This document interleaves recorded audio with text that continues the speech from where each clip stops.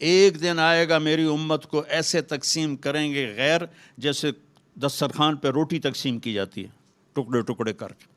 تو صحابہ نے پوچھا اب من قلت نحن یومئذ یا رسول اللہ، یا رسول اللہ کیا ہم اس دن تھوڑے ہوں گے؟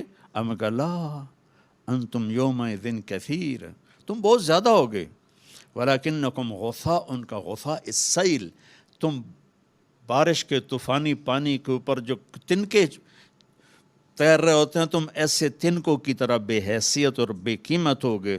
اور وَلَا يَقْذِفَنَّ فِي قُلُوبِكُمُ الْوَهْنَ، اور اللہ تمہارے دلوں میں وہن ڈال دے گا۔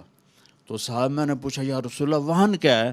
کہ حب الدنیا و کراہیت الموت، دنیا کے غلام بن جاؤ گے، دنیا کے بندے بن جاؤ گے اور موت سے ڈرنے لگ جاؤ گے۔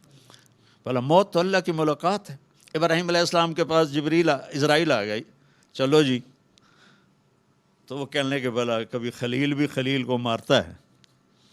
تو وہ اسرائیل واپس گئے، کہا جی وہ ابراہیم تو یہ کہہ رہے ہیں، کہا اچھا اس سے کہو کبھی خلیل بھی خلیل کے ملنے سے رکتا ہے؟ تو انہوں نے کہا جی اوپر سے تو یہی جواب ہے، کہا جلدی کر لے جا لے جا۔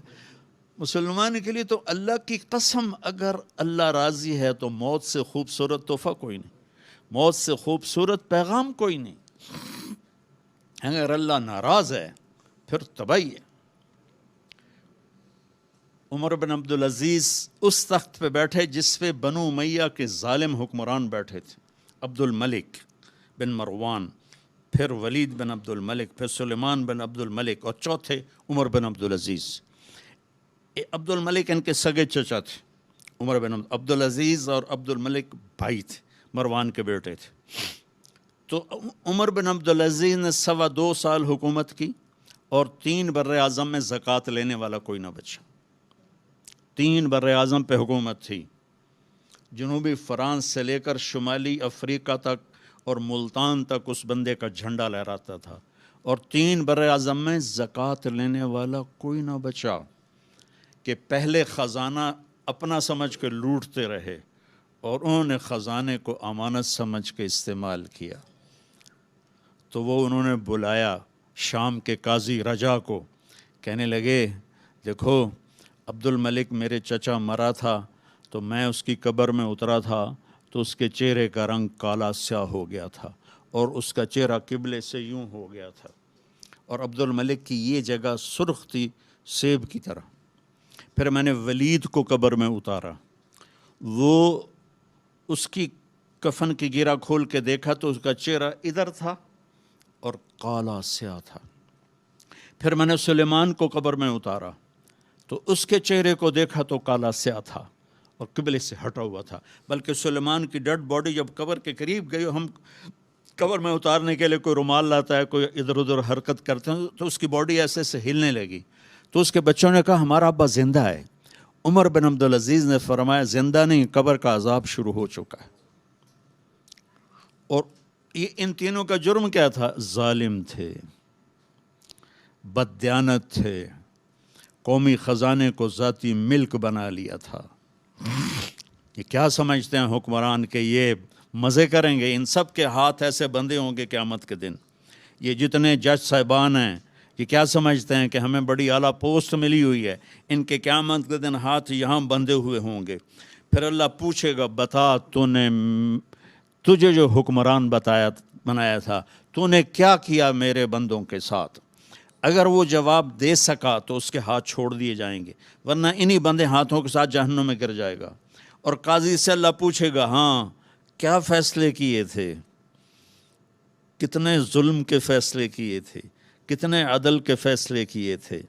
اگر وہ عدل کے فیصلوں میں کامیاب ہو گیا تو ہاتھ چھوڑ دیے جائیں گے اور جنت میں چلا جائے گا۔ اگر ظلم کے فیصلے کرتا مر گیا تو انہی بندے ہاتھوں کے ساتھ آگ میں چلا جائے گا۔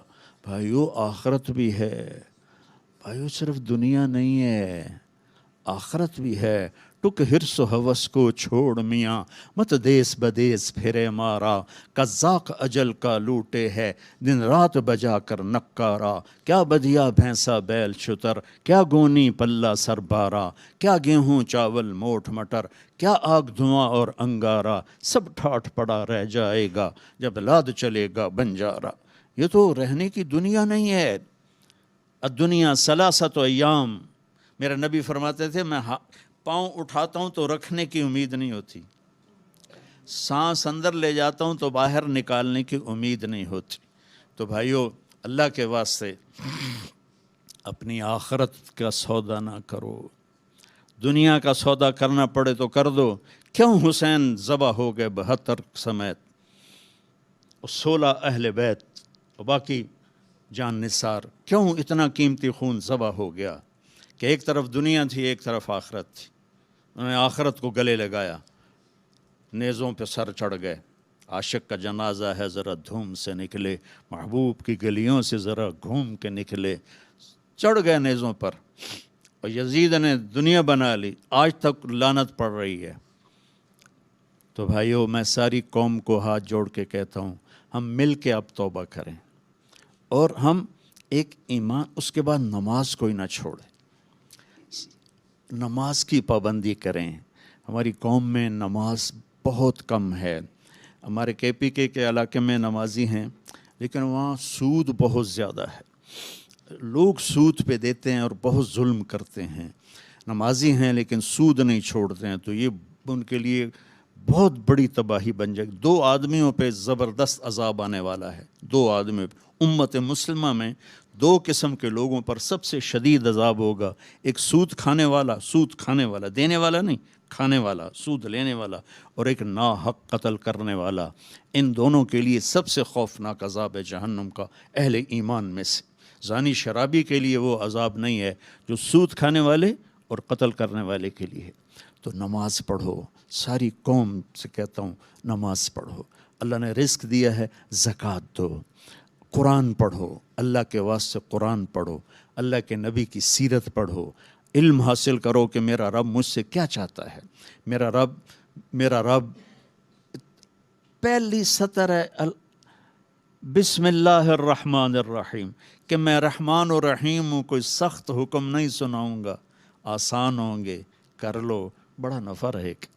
تو قرآن پڑھو، نبی کی زندگی پڑھو، صحابہ کی زندگی پڑھو، اور قرآن کو اپنا ورد بناؤ. تیسرا کلمہ، درود شریف، استغفار، چلتے پھرتے اٹھتے بیٹھتے اپنا یہ ذکر بناؤ، اور اپنے اخلاق کو بلند کرو. آپ سارے سیاسی لوگ بیٹھے ہیں، لیکن میں نبی کی بات کروں گا. اپنی زبان کا بول میٹھا کرو. سب سے کہتا ہوں، جتنے سن رہے ہیں، زبان کا بول میٹھا کرو. میرے نبی کو پسند نہیں ہے شدت کے بول. اور ایک یہ بعد میں کہوں گا.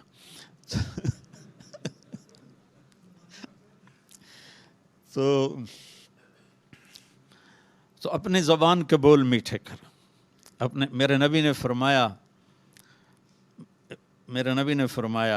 نبی سے پوچھا گیا، یا رسول اللہ، سب سے زیادہ جنت میں کیا چیز لے جائے گی؟